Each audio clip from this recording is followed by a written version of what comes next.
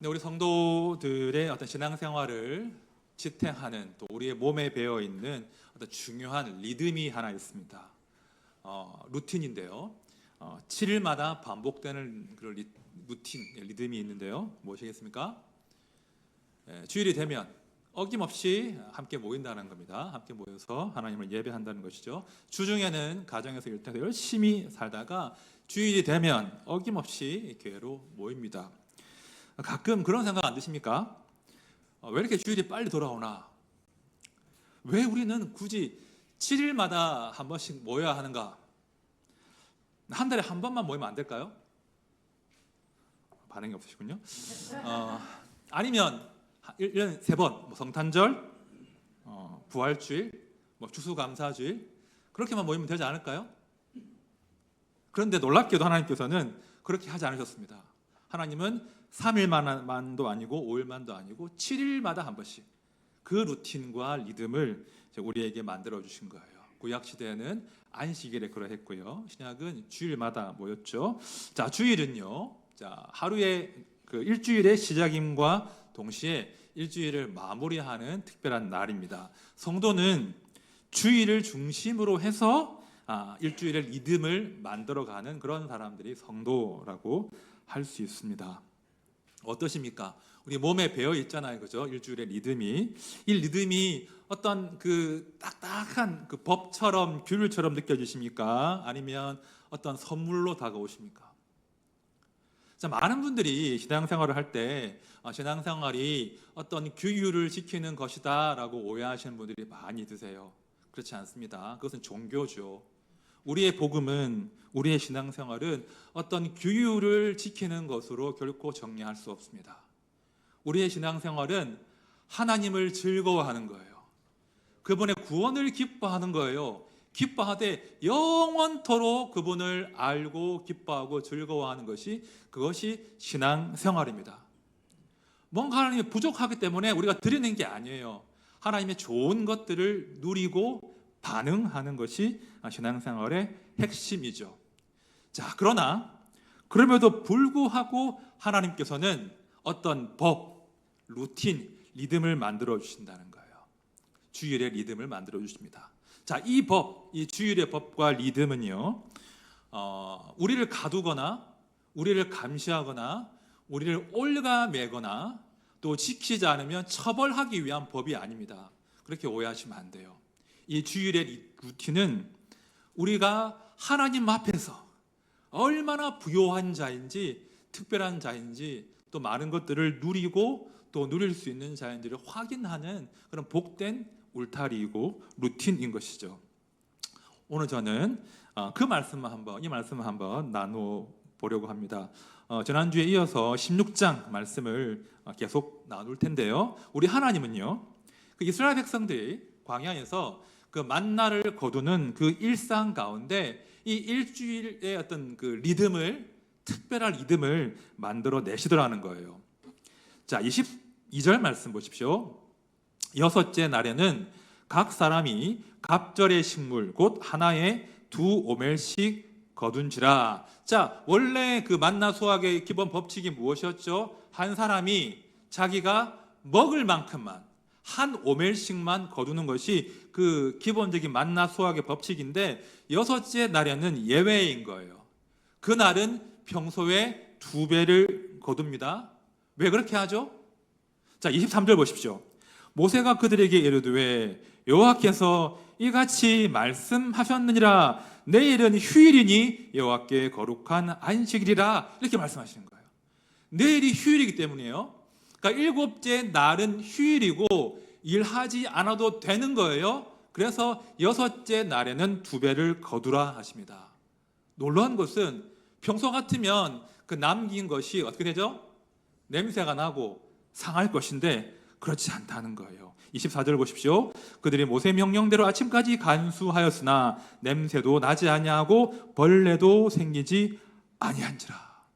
자, kop절로 거두었고 7째 날은 일하지 않고 그 거두는 곳으로 장막 가운데 쉬면서 하루를 보내었던 것입니다. 이스라엘 백성들에게 휴일이 생긴 겁니다. 여러분 내일 쉰다고 한번 가정해 보십시오. 내일 안 쉬시죠? 저는 쉬는데 내일 휴일입니다 라고 아마 지금 정부에서 한번 발표해 보십시오. 어떠시겠어요 마음이? 너무 신나겠죠. 지금 그 신나는 일이 이스라엘 백성들에게 벌어지는 거예요. 내일은 휴일이다, 내일은 여호와의 안식일이다, 일하지 마라, 그렇게 말씀하시는 거예요. 여러분 이 사람들이 바로의 노예로 살 때 말입니다. 바로의 노예로 살 때 말입니다. 그들이 이 이스라엘 백성들에게 쉬는 날 휴일이 보장되었을까요? 그 노예들에게 휴일이 보장되었을까요? 저는 그렇지 않다고 확신해요. 자, 출애굽기 5장 4절 5절 보십시오. 애굽 왕이 그들에게 이르되 모세와 아론아 너희가 어찌하여 백성의 노역을 쉬게 하려느냐? 가서 너희의 노역이나 하라. 바로가 또 이르되 이제 이 땅의 백성이 많아졌거늘 너희가 그들로 노역을 쉬게 하는도다. 자, 바로의 세계관에서 바로의 관심은 더 빨리 더 많이 생산하는 것이었습니다. 더 빨리 더 많이 생산하기 위해서 노예가 필요했던 거예요. 그러니까 노예는 바로에게 어떤 인격이 아닙니다. 그냥 일하다가 소모되는 존재예요. 그렇죠? 일 부려먹다가 죽는 존재고 빨리 죽으면 안 되니까 살 만큼 빵 주는 거예요. 바로의 세상에서 바로의 세계관에서 노예들이 일주일에 하루를 정기적으로 쉰다? 쉬는데도 그날 배 골지 않고 배불리 먹는다? 있을 수 없는 일인 거예요. 있을 수 없는 일인 거예요. 그러니까 바로가 만든 세상은 정말 인정머리 없는 세상인 거죠. 어떻게 하든 더 많이 생산해내고 더 빨리 만들어내는데 사람을 혹사시키는 그런 세상이었습니다. 그런 나라에서 이스라엘 백성들이 노예로 무려 수백 년간 살았던 거예요. 자, 그러다 보니까 쉼이 없는 그런 삶을 살다 보니까 쉬는 게 어색하고 불편하고 불안해지는 거예요. 그래서 오늘 본문에 보시면 쉬지 못하고 일곱째 날에 일하러 나온 사람이 등장합니다. 자, 27절과 28절 봅시다. 시작. 일곱째 날에 백성 중 어떤 사람들이 거두러 나갔다가 얻지 못하니라. 여호와께서 모세에게 이르시되 어느 때까지 너희가 내 계명과 내 율법을 지키지 아니하느냐. 자, 이 대목은요, 그 냉정한 책망하시는 게 아니에요. 제가 이 행간을 읽어보면 하나님이 안타까워하시는 거예요. 너희 인생들아, 너희 인생들아, 왜 쉬지를 못하냐? 인생들아, 왜 쉬지를 못하냐? 내가 쉬라고 했잖아. 내가 배에 골지 않는다고 했잖아. 왜 쉬지를 못하니 인생들아? 인생들을 보시고 안타까워하시는 대목이에요. 여러분, 하나님을 떠난, 하나님을 모르는 인간의 실존은요, 이런 거예요. 독일의 철학자 하이데거가 이렇게 말했잖아요. 인간의 실존을 설명하는 가장 확실한 단어가 불안이라고 이야기했거든요. 불안. 그러니까 인간을 지배하는 근본 기분이 불안이라는 거예요. 왜 불안하죠? 나를 책임지는 사람이 없는 거예요. 그냥 홀로 세상에 던져져서 내가 내 인생을 책임져야 하고 내가 스스로 내 인생을 채워나가야 되기 때문에 인간은 늘 결핍되어 있고 늘 불안하다는 거예요. 그 불안함이, 그 두려움이 사람들을 쉬지 못하게 하는 거예요. 내가 일하지 않으면, 내가 내 인생 책임지지 않으면 누가 내 인생 책임지지? 막 열심히 몸도 마음도 쉬지를 못해요. 그렇게 분주하게 살아야 뭐라도 일하고 뭐라도 공부하고 뭐라도 소비하고 뭐라도 채워놔야 내가 산다고 느끼는 거죠. 인생들은 다 불안해요. 그래서 분주하고 쉬지를 못합니다. 여러분, 지나치게 성실한 거, 절대 쉬지 못하는 거, 일 중도, 그것도 죄송스럽지만 병일 수 있어요. 무슨 병이죠? 신뢰하지 못하는 거예요. 내가 좀 쉬어도, 내가 좀 내려놓아도, 내가 좀 멈추어도 하나님이 나를 먹이실 거야, 살리실 거야, 이런 신뢰가 없으면 과도하게 성실해져요. 그 과도한 성실함이 사람을 쉬지 못하게 하는 겁니다. 그런데 하나님께서 뭐라고 하십니까? 반드시 쉬라는 거예요. 너희가 남녀노소 지위를 막론하고 반드시 너희들은 쉬어야 한다. 멈추고 쉬는 법을 내 앞에 앞에서 배우라 말씀하시는 거예요. 7일마다 1리듬 가운데 자기를 맡겨보는 거죠. 이것은 규율이 아닙니다. 딱딱한 규율이 아니라 하나님의 선물이에요. 쉬어도 괜찮다. 나도 쉴 거다. 우리 같이 쉬자. 그 쉬는 날 내가 너희들 돌봐줄 거다. 우리 하나님은요, 너무나 감사하게도 이 바로와 같은 인정머리 없는 그런 매정한 통치자가 아니라 우리를 쉬게 하시고 우리를 멈추게 하시고 그럼에도 우리를 먹이시는 자비로운 왕이신 거예요. 자, 그런 훈련이 이제 광야에서 진행이 되는 겁니다. 40년 동안. 그런데요, 민수기로 넘어가 보면 하나의 사건이 벌어져요. 우리 민수기 15장 32절 이하의 말씀을 같이 읽어봅시다. 시작. 이스라엘 자손이 광야에 거류할 때에 안식일에 어떤 사람이 나무하는 것을 발견한지라. 그 나무하는 자를 발견한 자들이 그를 모세와 아론과 온 회중 앞으로 끌어왔습니다. 어떻게 처치할지 지시하심을 받지 못한 거로 가두었더니. 자, 한 사람이 등장하는데 안식일에 나무를 하러 나갔다가 이제 잡힌 거예요. 안식일 쉬어야 되는데 왜 일하냐 하고 잡혔는데 어떻게 처리할지 모르는 겁니다. 일단 그 이제 그 구금을 시킨 그런 상태인데 그때 하나님이 이런 명령을 주시더라는 거예요. 여호와께서 모세에게 이르시되, 그다음 충격적이에요. 그 사람을 어떻게 하라고요? 반드시 죽일지니 온 회중이 진영 밖에서 돌로 그를 칠지니라. 굉장히 충격적인 명령을 내리시는 겁니다. 안식일을 어겼다. 그 사람을 반드시 죽이라. 온 회중이, 모든 회중이 진영 밖으로 그 사람을 끌고 나가서 그를 돌로 치라 라고 하는 명령을 내리십니다. 굉장히 특별한 명령이고 흔치 않는 그 자독한 어떤 명령일 수 있는데요. 여러분, 왜 하나님 이런 명령 하실까요? 왜 이렇게 충격적으로 그들에게 이 안식일 법을 가르쳐 주시겠습니까? 하나님 너무 잔인하시네 이렇게 하고 넘어갈 일입니까? 그만큼 이것이 중요하다는 거예요. 하나님 앞에서 매 7일마다 하루 멈추고 쉬고 하나님 안에 머물러 있는 그것이 너희들의 정체성이라는 거예요. 너희가 목숨을 걸고 지켜야 할 만큼 중요하다. 그것을 그들의 역사 가운데 각인시키는 겁니다. 너희가 이 안식일의 이 리듬을 지키지 못하면, 망각하면 더 이상 하나님의 백성으로 살 수 없다. 이것을 그들의 역사 가운데, 기억 가운데 심어주는 겁니다. 그만큼 중요하다는 겁니다.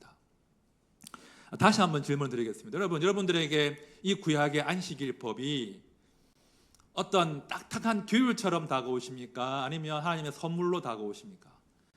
마음으로만 답을 해보십시오. 답은 알지만, 답은 후자한 걸 아시지만 사실은 여전히 규율 같잖아요, 그죠? 딱딱한 규율 같아. 사실은 이제 제가 어릴 때 좀 그런 그 신앙생활을 했습니다. 제가 자란 고신교단, 또 제가 부산서 자란 그 교회는 주일 성수가 아주 중요했어요. 주일을 성스러이 지켜야 했어요. 주일날 공부하는 거 있을 수 없는 일이었습니다. 주일날 마트 가서 과자 사 먹는 거 있을 수 없습니다. 혹시 주일날 오락실에 간다? 천벌을 받는 거죠. 절대 그러면 주일은 새벽부터 해 질 때까지 아무튼 교회 혹은 교회 인근에서 머물면서 뭔가 성스럽게 보내야 한다라고 배웠습니다. 저는요, 월요일날 시험 쳐도 고3 때까지 주일날 공부 안 했어요. 12시 땡 치면 그때 공부했습니다. 재수할 때는요, 제가 이제 본고사가 잠깐 부활할 때 재수를 했는데 주일날 하필이면 본고사 모의고사를 보는 거예요. 주일만, 다른 날은 보지 않는 거예요.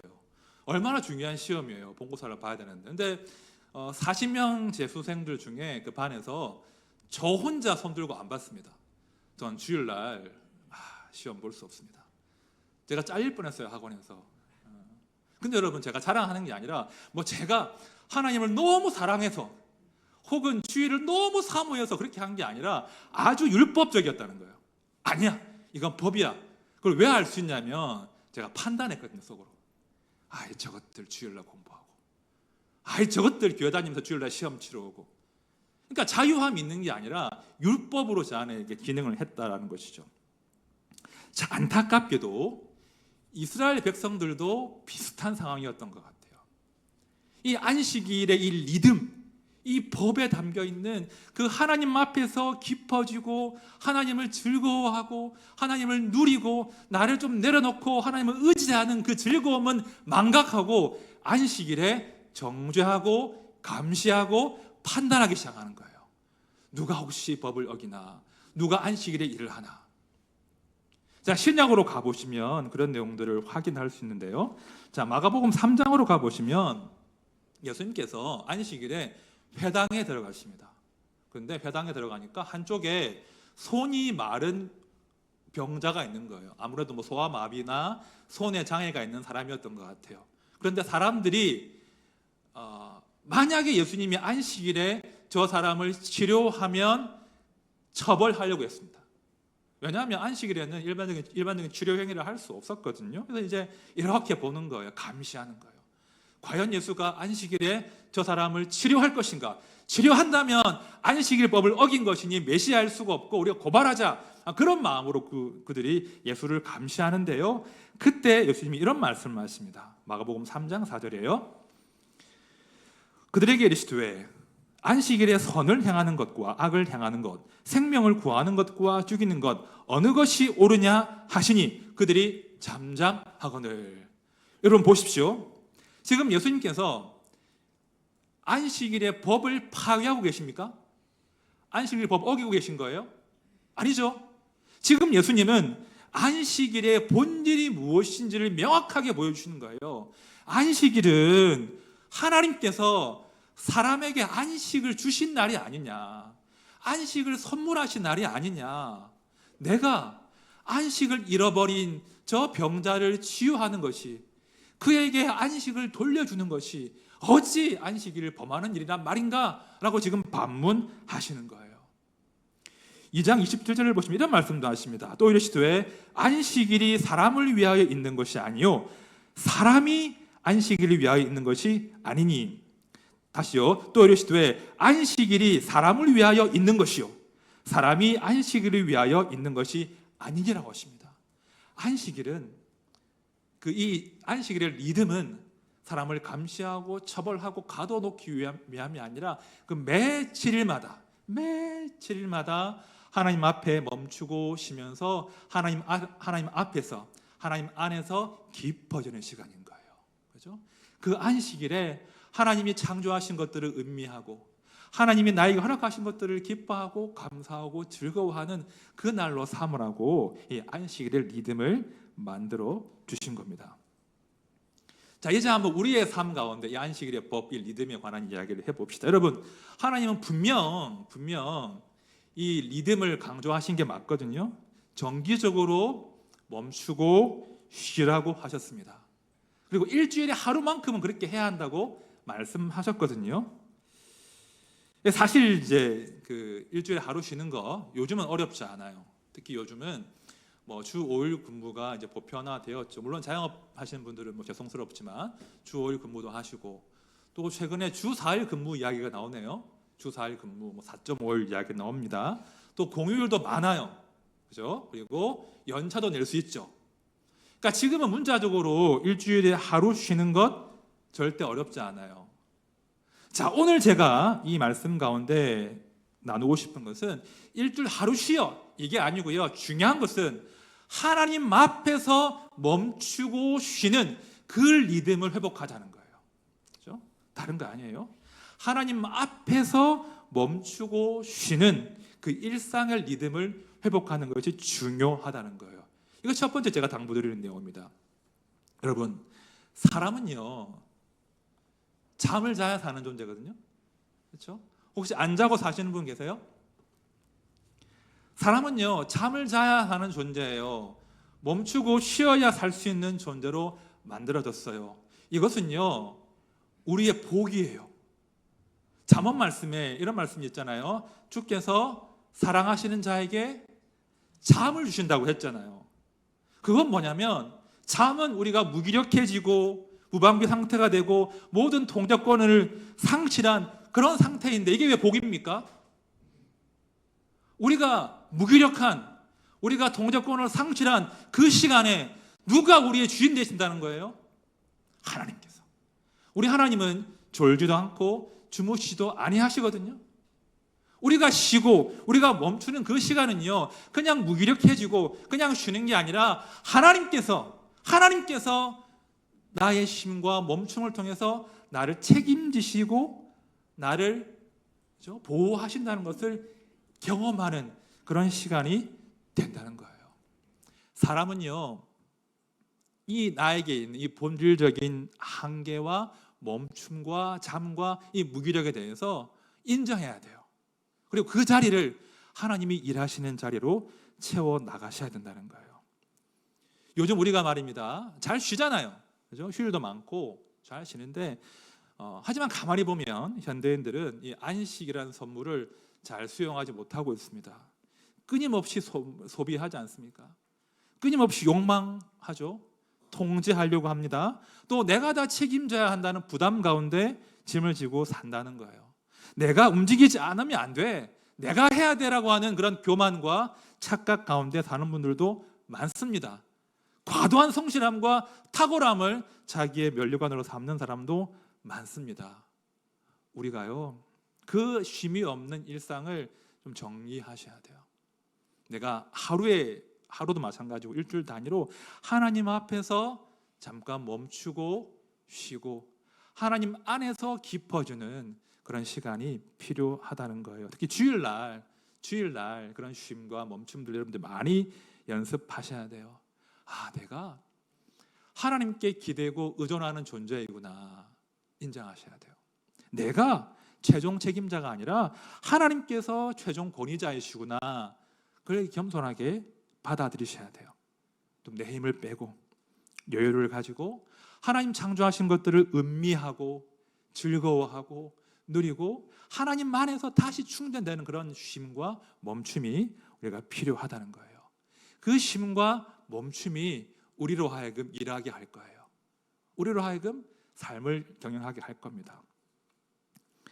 두 번째 당부 드리고 싶은 것은 안식 없는 세상을 향한 대안으로 우리 성도가 살아가야 한다는 것입니다. 저는 우리 시대가 참 서로에게 가혹하다는 생각들을 많이 합니다. 서로에게 안식과 쉼을 허락하지 않는 거죠. 바로가 너무 많은 것 같아요. 서로에게 막 바로가 되는 거죠. 더 생산적이 돼야 된다고, 더 빨리 하라고, 더 창조적이 되어야 된다고, 더 성장해야 된다고, 더 차별화되어야 한다고, 그렇게 열심히 살아라고 자꾸 이제 푸시하고 닥달하는 그런 시대를 우리가 살고 있더라는 거예요. 우리는 자주 바로가 돼요. 제가 좀 바로가 많이 되는 것 같습니다. 우리 아이들에게 바로가 돼요. 우리 첫애가 고3이거든요. 보고 있으면 부모님들은 아실 거예요. 우리 아이가 정말 열심히 하는구나, 그런 감동이 있으시죠? 왜 이 시간에 이러고 있을까? 왜 이렇게 하고 있을까? 제가 참다가 참지 못하고 불러가지고 혼을 냈어요. 아빠는 말이야 고3 때 이러면서 절대로 하면 안 되는 짓을 하고 말았습니다. 제가 바로가 된 거죠. 더 해야 된다고, 더 열심히 해야 된다고, 잠을 줄여야 된다고, 더 푸시하는 거예요. 자꾸 바로가 되는 거예요. 제가 우리 부교육자들한테도 바로가 많이 돼요. 제가 얌전해 보이죠. 제가 착하다고 뭐 누가 그러시던데 그렇지 않습니다. 왜 이게 안 되지? 왜 이게 안 되지? 왜 이게 빨리 안 되지? 왜 이걸 못 해내지? 제가 바로가 돼요. 조급해져요. 닥달하게 돼요. 부끄럽지만 한 번씩 반성을 합니다. 내가 우리 스태프들, 부교육자들을 노예처럼 어떤 내가 이루고자 하는 그 생산의 수준과 속도를 맞추려고 막 닥달하는 그런 바로가 되어버렸구나. 내가 너무 가혹하게 부교육자들을 대하는구나. 우리 부교육자들이 좀 쉬는 꼴을 못 보는구나. 막 그런 반성들을 하게 됩니다. 저만 그렇겠습니까? 우리 다 그래요. 우리 시대가 참 매정해요. 그리고 서로에게 예민하고 가혹해요. 편안한 꼴을 못 봐요. 되게 닥달해요. 더 하라 그래요. 더 많이 만들어내라 그래요. 특히 내 이웃들에게, 내 가족들에게 그렇게 우리는 더 많이, 더 빨리 하라고 강요하는 그런 시대를 살고 있죠. 그러나 저는 우리 성도들은 조금 다른 물결들을 만들어내면 좋겠습니다. 바로가 지배하고 있지만 우리 성도들은 그 가운데 하나님께서 만들어 가시는 그 안식의 사람으로 좀 살면 얼마나 좋을까 싶어요. 우리가 누군가에게 기댈 수 있는 사람이 되는 거예요.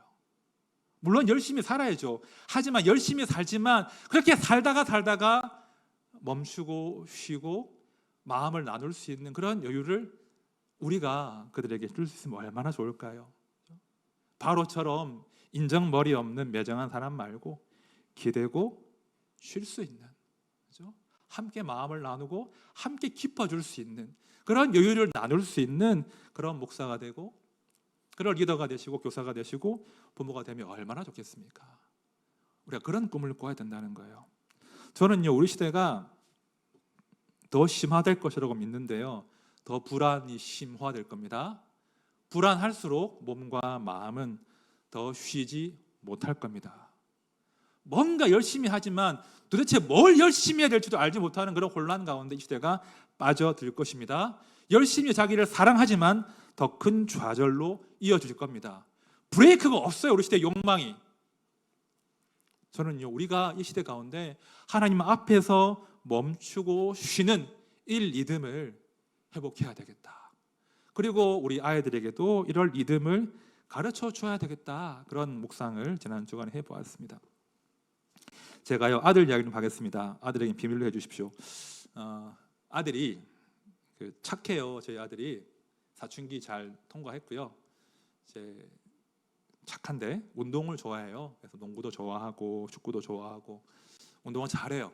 근데 이제 최근에는 이제 농구부에 들어가서 이제 그 용인시 시 대회 농구 대회를 한다는 거예요. 중학교들끼리 이제 시 대회를 준비한다는 거죠. 제가 기특해서 농구화도 좋은 놈으로 사주고 열심히 해라. 이왕 하는 거 열심히 해라. 다치지 말고 막 격려하는데 하루는 좀 느낌이 쎄한 거예요. 농구 대회를 한다고?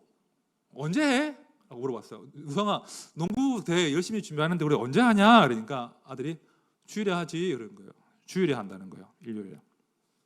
제가 그 쎄한 느낌이 이유가 있었죠. 주일에 한다고 하니까 제가 인상을 좀 구기면서 그래? 주일날 농구 시합을 한다고? 그건 아빠가 허락을 못할 것 같은데 그렇게 얘기했어요. 근데 아들이 더 험하게 인상을 구기면서 아빠, 이건 절대 용납할 수 없어 이러는 거예요. 어디 그래요? 아빠, 이건 용납할 수 없어. 나 이거 시합 반드시 뛰어야 돼. 아빠, 이건 내가 절대 안 돼. 이러는 거예요. 아빠, 친구들도 교회 다니는 친구들도 다 시합 뛰고 교회 빠지고 예배 빠지고 선생님들도 애들 시합 있으면 이렇게 빠지는데 나 안 돼. 나 꼭 시합 뛰어야 돼. 그렇게 이야기를 하는 거예요. 그리고 이제 어디로 가버리는 거예요. 제가 머리가 하얘지면서 올 것이 왔구나. 드디어 시작이 됐구나. 그러면서 어떻게 가르쳐야 되나, 어떻게 아이와 대화를 해야 되나, 제가 진짜 간절하게 절박하게 한 10분, 20분 정도 기도를 했어요. 기도를 한 다음에 아이를 불렀어요. 우성아, 나와봐라 잠깐만. 앉혔죠. 우성아, 그래 뭐 친구들도 다 시합 가고 뭐 아빠 이해해. 그런데 우성아, 네가 주일날 예배를 드리지 않고 농구 시합 가는 거 그거 너무 당연하게 쉽게는 결정하지 말자 그랬어요. 너무 당연한 듯이 너무 쉽게는 결정하지 말자. 그리고 아빠랑 이 문제를 놓고 조금 더 대화해 보자. 그렇게 하고 제가 아이를 방으로 돌려보냈습니다. 사실 좀 고민이 돼요. 우리 아이가 이제 중3인데요. 아직 인격적으로 예수님 만나지 못했어요. 그러니까 선교지에 있는 사람이라고 보면 돼요. 아직 하나님 몰라요.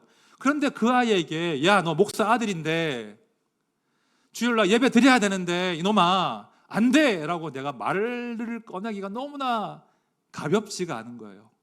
혹시 이렇게 말을 꺼냈다가 물론 옳은 것이지만 우리 아이에게 더 소중한 것들을 전하지 못할 수도 있겠다 하는 그런 마음이 드는 거예요. 어떤 규율, 법 이것을 강조하다가 이 리듬에 담겨있는 그 하나님 앞에서 머물고 쉬고 멈추는 이 기쁨들을 제가 가르치지 못할까 봐 겁이 나는 거예요. 저는 계속 기도하고 있습니다. 어쩌면 저는 우리 아이가 주일날 농구 시합하러 가도록 허락해야 될 것 같아요. 그런데 그 과정을 제가 잘 활용하려고 해요. 그냥 이것이 쉬운 결정이 아니라는 것, 그리고 주일이 어떤 소중한 가치를 가진 날이라는 것들을 잘 가르치고 싶은 거예요. 그렇게 하지 않고 법만 강조하면 그 아이가 뭘 배우겠습니까? 우리 또한 마찬가지죠. 뭐 기계적으로 하루 쉽시다, 주일 성수합시다, 이런 게 아니에요. 우리에게 이 선물, 이 리듬을 허락하셨는데 이 리듬에 담겨있는 그 소중한 가치들을 먼저 저희가 누려야 되는 거예요. 누리고 또 우리 아이들에게, 우리 이웃들에게 하나님 앞에 멈추고 쉬고 깊어지는 그 시간이 얼마나 소중한지 우리가 증거를 해야 되겠죠. 이제 말씀을 정리하겠습니다. 여러분, 우리 인생을 참으로 기름지게 하는 게 무엇이겠습니까? 우리가 사랑하는 사람들과 함께 지낼 때 그 관계를 아름답게 만드는 것이 무엇일까요? 우리의 성실함일까요? 우리의 탁월함일까요? 우리의 능력일까요? 맞아요. 다 필요해요. 하지만 그 모든 것들의 근본은 하나님 앞에서 멈추고 쉬고 깊어지는 그 중단의 시간이 필요하다는 거예요. 그래야 돼요. 나의 성실함과 나의 탁월함과 나의 경험이 오히려 독이 될 수 있다니까요. 중단해야 돼요. 나의 욕망의 브레이크를 걸어야 돼요. 나의 탁월함도 내려놓아야 돼요. 하나님 앞에 머물고 쉬면서 우리가 하나님 안에서 깊어지고 그분을 누리고 즐거워하는 그 삶으로 우리가 새로워질 때 비로소 우리의 삶이 윤택해지는 거예요. 우리의 관계가 새로워지는 거예요. 참으로 우리의 삶 가운데 안식이 있는 겁니다. 우리 모두가 이 리듬을 회복하셔야 돼요. 하루의 단위에서도 또 일주일의 단위에서도 내가 멈추고 쉬고 하나님과 깊어지는 시간들, 그 시간들이 우리를 참으로 살리게 할 줄로 믿습니다. 함께 우리 모든 성도님들이 이 리듬을 회복하시고 리듬 가운데 하나님과 함께 안식하는 복을 누리시기를 진심으로 축원드립니다. 우리 찬양합시다. 네, 주는 완전합니다 라는 찬양이 되시죠. 여러분, 사람은 완전하지 않아요. 그걸 인정해야 돼요. 우리의 완전하지 않음은 우리의 불안함의 근거가 될 수 없는 거예요. 우리의 완전하지 않음은 우리의 내려놓음은 감사예요. 그렇죠? 우리의 한계와 우리의 통제 불가한 상황은 때로 괴롭지만 은혜라고 믿습니다. 왜냐하면 우리의 그 모자란 그 부분이 주의 완전함이 일어나는 그런 부분이거든요. 찬양할 때 주님, 저는 연약하고 저희 하루는 온전하지 못하지만 주께서 나의 날들을, 나의 일생을 완전하게 하실 줄 믿습니다. 찬양합시다.